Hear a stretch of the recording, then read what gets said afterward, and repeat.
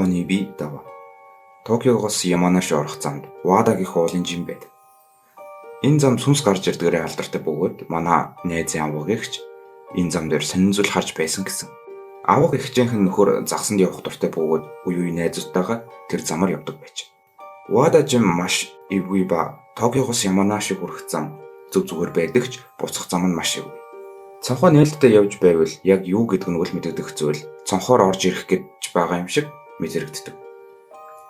Нэг удаа аваг эгч нөхөртөөгөө загсанд явчихад орой буцахдаа Вада жимээр явж л дээ. Тэгсэн жим рүү оргуу үгүй юу тэдний урд үл мэдэгдэх цэнхэр гэрэл моддын ардаас гэрэлтэн тэднийг дагаж эхэлжээ.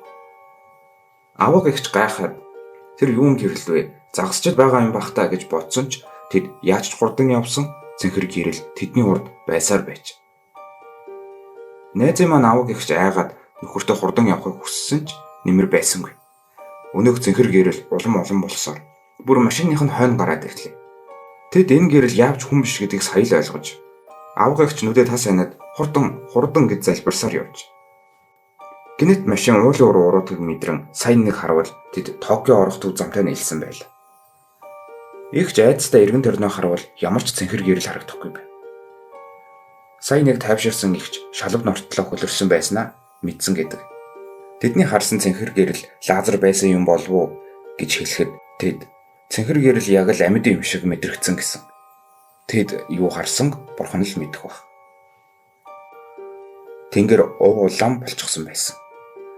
Миний захиалсан машин дөнгөж гэрт хүрэгдэж ирэхээр нь би шинэ машинаа туршиж үзэхээр шийдэн ойр байх уул руу явахаар боллоо.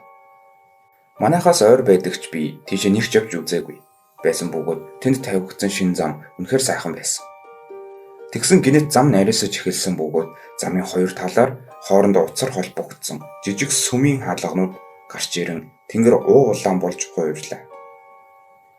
Гинэт миний арын судлаас энэ амир биш байна гэж юу? Чи хамт байгаагүй бол би ч үхтлээ хайх байлаа шүү. Хоёулаа магадгүй бутсан дээр байхаа гэж хэн нэгэн хэллээ. Би ч машиндаа ганцаараа байх ёстой байтал яахын аргагүй хэн нэгэн надтай юм яриад байлаа. Цааш явах тусам зам улам амар болж эхэлсэн ба би миний ард суух хэн нэгэнд айцаа харуулахгүй хичээн машинаа барьсаар явв. Ашгүй гинэт зам эргээд хэвийн байдалд орж би хажуугийн хот руу очих замтай нийллээ. Би болоод өнгөрсөн зүйлийг хийсэн бодон тайвшраад буцахдаа өөр замаар явсан. Маргааш нь би өдрийн цагаар нөгөө замаараа явхад юу ч тохиолдсонгүй. Магадгүй би параллел ертөнц рүү ороод гараад ирсэн байх. Юутай ч би ахиж тэр замаар шөнийн цагаар явахгүй. Би маш шаргуу ажил хайж байсан. Өнгөрсөн жил ажил хайж байтал энэ явдал тохиолдсон юм. Би хотын төвийн нэгэн компани мэдээлэл авахар явах болов. Би метрон 100 хаалганы хажууд зогсож байх зур урдуур зөрж өнгөрөх хүмүүсийн дундаас харавтаа мэд зүйл суунаглан харагдлаа. Би гайхаад сайн харвал утаан дунд хүний нүүр гэмээр зүйл харагдлаа. Хуанно тане гэх манган дээр гардаг уучнаас аншигл харагдсан бөгөөд нүдэн зогсолтгүй эргэлдэж байлаа. Энэ метро надаас өөр хүн энэ зүйлийг харж байгаа шинж байсангүй. Гэнэт би даарч гидс базалж эхэллээ.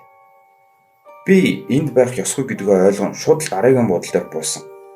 Бууж байх зураа иргэн нэг харвал өнөөх удаан мэд сонин зүйл миний үеийн гэмээр охины хүзүүн дээр суучгаад амаа анган байх хальт харагдаад өнгөрсөн.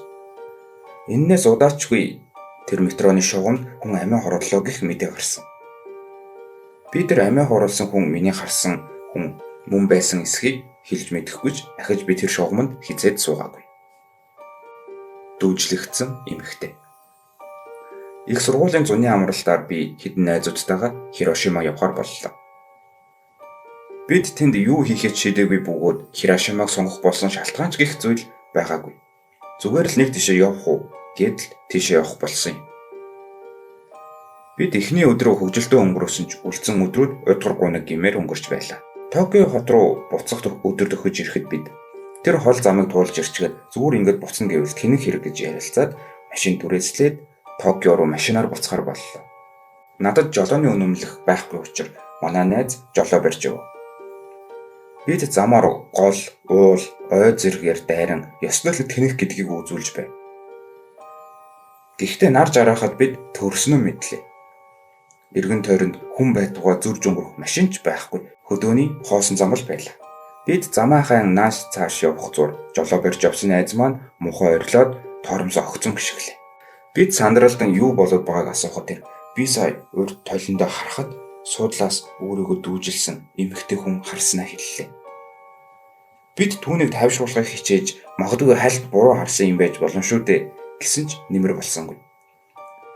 Тэр дүүжлэгдсэн эмэгтэйг маш тод харсан бөгөөд гар нь хүлээтэй бас хоолойноос нь уяатай олс маш чанга боосон байсан харснаа хэллээ.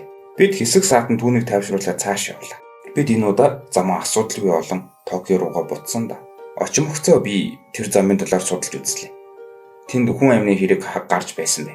Нэг эмэгтэй хоолоогоо дүүжлэн амиа алдсан байдалтай болцсон байж. Эмэгтэй цогцсон олдохдоо гар хөлөх хөлүүлсэн байдалтай байсан ба задлан шинжилгээгээр түүнийг боож алаад дараа нь модноос дүүжилсэн байж. Харин хэрэгтэн итгэхэд огт олдоогүй байлаа. Бид магадгүй тэр модны хажуугаар явсан байх. Гэхдээ бидэнд тохиолдсон зүйл энэтэй холбоотойг үнэхээр хэлж мэдэхгүй байна. Түнэлний нууц.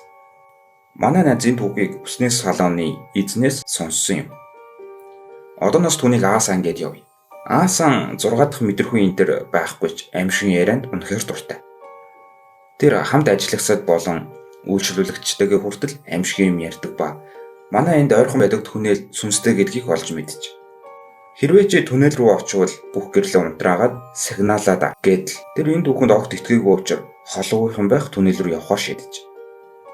Ганцаараа явханд баг зэрэг аюултай учраас сүнс мэдэрч чаддаг гих эрэгтэй найзтайгаа явхаар шийдээд түүнээс хамт явахыг хүсэхэд нь найз нь уурлан иймэрхүү зүйлээр тоглож болдоггүй юм гээд татгалзаж. Харин Аасан тэгвэл би ганцаараа л явахаас гэхэд найз нь аргагүй нэрхэнд хамт явахаар болж.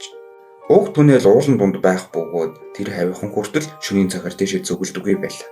Учир нь түнэлийн ойр хавьд ямар ч гэрэл хийгээ байхгүй тас харанхуй байдаг юм. Аасан машина барьж харин түүний найз хажууд нь сууж явж. Уулын харанхуй замаар аажуухан явсаар нөгөө түнэлийн бараа харагдаж эхлэхдээ зэрэгцэн цоглог сэргэлэн найз нь таг дуугүй болчихж. Аасан түүнээс бүх зүйл зүгээр эсэхийг асуухад яах вэ? Гайгүй шүү гэхээс өөр хариулт авч чадсангүй. Тэд түнэл рүү орж тал хүртэл нь яваад зогсон гэрлээ унтраах гэтэл найз нь гэрлээ унтрааж болохгүй. Эндээс бошуухан гарцгаая гэж ориллоо.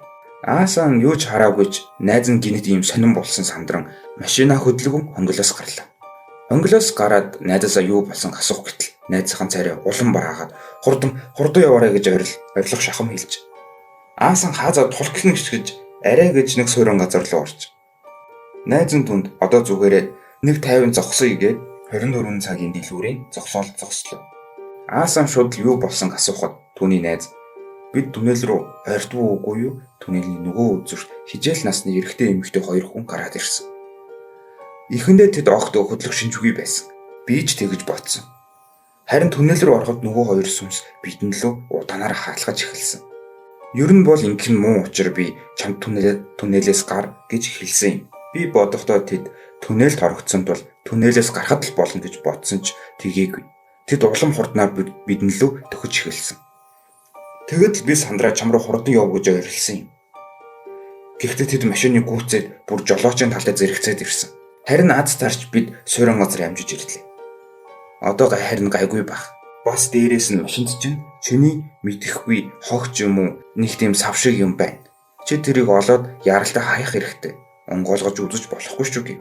Бас түүний найз нэмжлэхдээ түнэлд байсан хоёр сүнс нь гэр бүлийн хүмүүс бөгөөд золгүй байдлаар энэ түнэлд амиа алдсан бөгөөд ойр дотны хүний хүлээж байгаа юм шиг мэдрэгдсэн. Бид тэдний хүүхэдтэй ойролцоо настай байсан нь биднийг тэгж айхтар хөөхөд хүргэсэн байх гэжээ. Хэд өнөг юу ч болоогүй ба Ааса нэг өдөр машинаараа нэг дэш явах гээд гарахад машиных нь арын хаалганд бордон өнгөтэй жижиг даавн мууд наалцсан байхыг олж харин тэр даавн муудын дотроос юу гэдгийг мэддэггүй хүрэн улаан юм цохож байсан гэх ба Ааса нээж харлагүй шууд л хайсан гэсэн. Ааса муудыг нээж үтсэн бол юу болох байсан бол? Эсвэл тэр түнэлд ороод гэрлээ унтраасан бол юу болох байсан бол? Хариултыг ч төрөл мэдэх баг. Газар нутаг. Миний экс найз охин сүнс харах чадвартай байсан. Би тэдний гэрт байхад хүртэл илтгэв зүйлс хардаг байсан. Нэг удаа ресторанд хооллож байхад хажуугийн хоосон ширээ рүү заагаад манай өвөө биднийг хараад зогсож байна гэх мэтчлээ. Би ч намайг худлаа айлах гадал байна да гэж бодоод нэг тоодоггүй байлаа. Бид Осакагийн ойр хавьар машинт зугааж байв. Тэн нос сүмээр ороод гарч ирэхэд нар хэдийнэ жаргасан учир оройн хоолой хаана идэх вэ гэж ярилцсан явж байх зур манай найз охин машина амтны хүрээлэнгийн ард байх цэцэрлэг түрээлэнгийн ард гинэт зогсон тас харанхуй модод руу иргэн явж эхэллээ. Би яагаад ийшээ огцом мэрэгсэнд гайхан найз охиноос хэд хэдэн удаа юу болсон асуухад тэр юуж хариулсангүй. Цонхоор ямар нэг юм хайх шиг ийш тийш ширтэн яв. Нэх утсанчгүй элдв туг намируулсан ямар нэг театр гэмээр барилгын урд зогсон гараа зан. Чи харж байна уу? Тэр хаалганы баруун тал зогсож байгаа эмэгтэй гэлээ. Надад юу ч харагдахгүй байсан. Тэр надад юу харж байгаагаа тайлбарлаж эхлэв. 30 орчим насны урт сулвтар цамц өмссөн ба маш муу энерги ялгаруулж байна гэлээ. Би бушуухан эндээс явъя гэхэд манай найз охин одоо яана баларлаа гэхэд нь юу болоод байна гэж асуувал тэр цаан зогсож байсан эмэгтэй машины арын суудалд сууж байна гэв. Би хоош эргэн харах гэтэл найз охин маань намайг болиуллаа. Юу ч болсон хоошоо эргэж харж болохгүй гэдгийг анхааруулад манай найз охин машины бүх цонхыг онгойлгон удаанаар урагш явж эхэллээ. Цонхоо онгойлгол эмэгтэй сүнс гарахад амар болно гэлээ. Би айсанд нүдэн анин энэ бүхэн хурдан дуусах гэж залбирал суулаа. Учир нь 50 хүрэхгүй сантиметрийн зайд энэ хороод байх эсгүй зүйл байна шүү дээ. Хэсэг яваа тэр хүчтэй ойрлон торомсог шиглээ. Би ч машины урд хэсгийг мөргөд авав. Харин манай найз охин өрүүлээд ирлэн доош харан амсгатан сууж байна. Би түүнээс зүгээр эсгийг нь асуухад одоо гайгүй нөгөө эмэгтэй сүнс машинаас гарлаа. Гэхдээ машины ардаас харсаар байна гэв. Машин хөдөлж эхлэхэд би тэсэлгүй машины хажуугийн талаар харуул тэнд нэрэнгисэл нэг цэлтэн хөх царайтай эмэгтэй агаарт хөвөн зогсож байна. Бидний холдохтой зэрэгцэн тэр агаарт уусгах мэт алга боллоо. Манай найз охин бид тэрний газар нутагт орсон бололтой. Тэгээд л бидний хөөхөр гарч ирсэн байна. Вау, амар байлаа шүү гэлээ. Хэд хоногийн дараа манай найз охин тэр барилгын ард нэг шарил байдаг талаар хэлсэн.